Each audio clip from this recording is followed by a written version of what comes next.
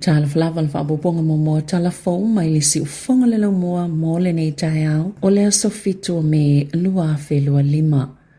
Wa faalia le pale mia Christopher Laxon o le tola fono fo mo tutongi tutusa tu salava po ali ipo to mai tai pio na faasile sele ina ile aso ana nafi. O le ama fai na faasau ina ile faitau biliona o tupe le malo. To ilua vai aso to lau le pake tipo le tala faatatau au to le tupe ale malo. O le faasilasilanga le whainga malo so faatasi le aso luana ta wai o le whaongaina le tula fono whaanatinati i le pale mene e si iti ai le tapulaa pe aha o ina whaisa talo sanga mo tutongi na ia faatutusa o le mau le minista i mata upu i whalawhainga luenga Brookman Meldon o suinga na whaia le tau sanga luafi luas fulu na tutupu mai e ni faafita hauli na Sāmoa Laxon i le autos Tala o faataatia ese se tupe i le paketi leo la faasilasile le aso luas fulu luo me Italia tuai italo sanga i lalo le to la fono fo ma ole ama wala lalo i fotau ona o suinga ia na faasilsile le asolua ma e faitau biliona tala tupe ole a faasau inai na sauno fo ile pale mia ilona manatu wa faasau ina le ministra le faitau biliona o tupe ale au faila fonga ilalo le to la fono fo le pei equity o so se talo sanga lava wala ata ofia ai tatau na toi amataina ilalo le tapula fo mai tolu se lau tolu sful tolu talo sanga lo ye le taiminei wa ta ofia nei ona ole to la fono fo. Ua mana o le vaenga whaia le National e whaasata mai ti lalo ta isfulu ono tau sanga le mātutua mai upenga ofisa o ta inga po le social media e ala i le whaamalo sia o kamupani ina ia whaongani vaenga i loa ma whaamao ni aio lātou tau sanga pe i tae mo le taiminei e le o se polisi ale malo ona o le pili ua whaatuina e se whaipule le tamaita i o Catherine Wedd o le National ai langolango ina le tae Christopher Laxon o lo muli whaataita inga Australia e sanga i kamupani te tele ofisota inga i lungo o wala whaate konolosi na sauno le pale mia e fina ngalo e mulimuli ane tau ave o se pili al whenga malo ona e vaveai ona pasia e avea matula fono o le taimi nei e le o se polisi po o se tula fono o lango ina ele malo ma e whaafina wina pe a fai e se i mai le palota na sauno le tamaita e fai pule ana le tula fono tau whaaofi o le taimi nei e le o yeni to unga o whaamalo sia wha le tula fono i whaamao ni ai o se tangata ua ilunga to le sifulu ono tau sanga le matua a o le ima whaio na whaatanga i te tala upenga of sota inga ilunga le interneti ma lo o whaataitai i le tula fono a au se talia. Ua filifilia John Roach e avea mawhauwhautua ta iulu fau le pale mia i tōlanga whaasaya nisi, po le Chief Science Advisor. Ua lata ina ato ale tau sanga talo na whaamawai le whauwhautua taluai o Dame Juliet Gerard. O Roach o le whauwhautua ta iulu o tōlanga whaasaya nisi, ale matanga alwenga o le Primary Industries na sauno le pale mia Christopher Laxon o le avea fo i Dr. John Roach. Masui te ita i fono le au fono whauwhautua fau o le pale mia mo le whaasaya nisi ma le te konolosi. Le olo i Masuri Bida Clarkman, le sayanitisi ta iulu mua New Zealand, inga luenga whaafau-fautua, wala ta ifono le minista mo le sayanisi, Dr. Shane Retty.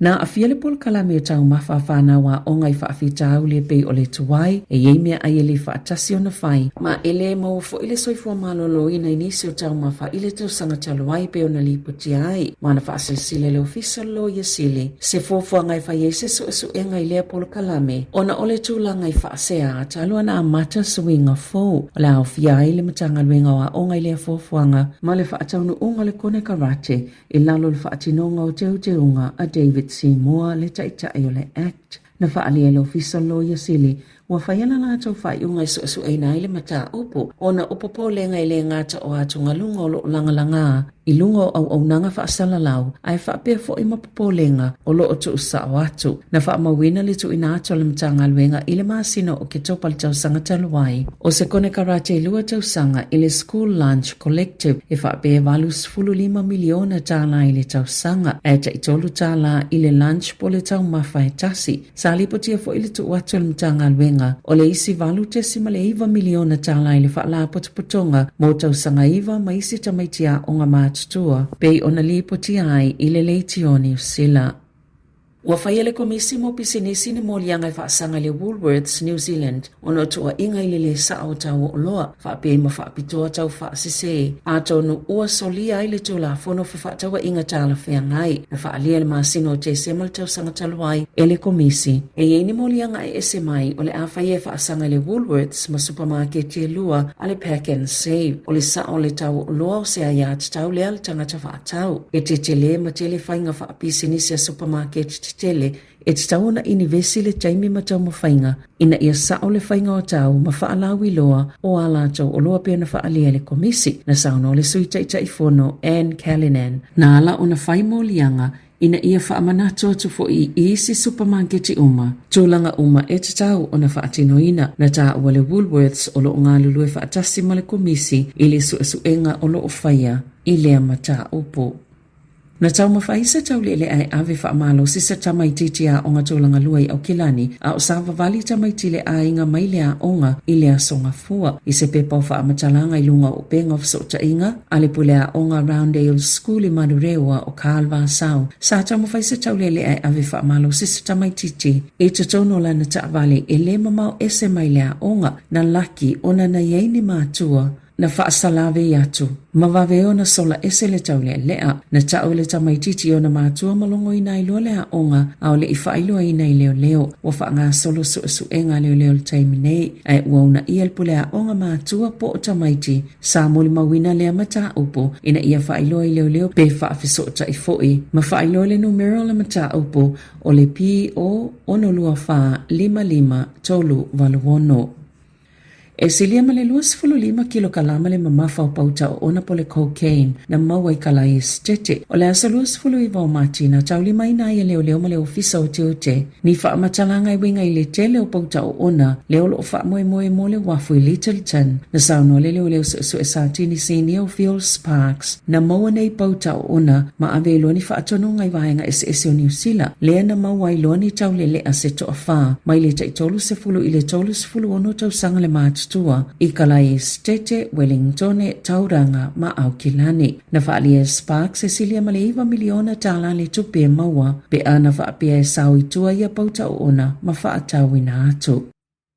Wa sauni e na whaiele ata tifanga New Zealand o le tina e avele ata i Amerika. Mai le o avele tau whaamata o le Presidente Donald Trump ili si itanga o la fonga o le a whaavai aila lato fuafuanga na fola e Trump. E se laupa seno le aia si ia ilunga la fonga o ata tifanga umalava e pu e mawhai e whafuato Amerika. Peitai e le teleni au ili ilinga pe whaapefeo na whaatino lea la fonga na whaalia e Trump. Ua vave na whaititia pe mate kamupani o ata tifanga a Amerika. Ona o whaamama avenga po incentives si olo o fwea tono o i fafo e whaatosina atuaile au whai tifanga ma o se tau whaamata utelelea ile pui ngolo na tono. O New Zealand leisia tono olo o fwoi na atu ia whaamama avenga. Olo opa ua ile whainga o ata tifanga i tono lea tono. Mai whai tau se lau miliona tala. Peita ina whaalia Dan Higgins o se tasina whaiele ata tifanga o le tina. E iaila la tau whaalinga i LA i se taimele masina nei. Ma o loo wala au liai i lātou e whaia whaasala launga o e whaia whaalauloa ngai mai moa i le ata ma whaalongo i le longolongo au le ata te whango le tina i New Zealand whaapea ai ma au se tālia.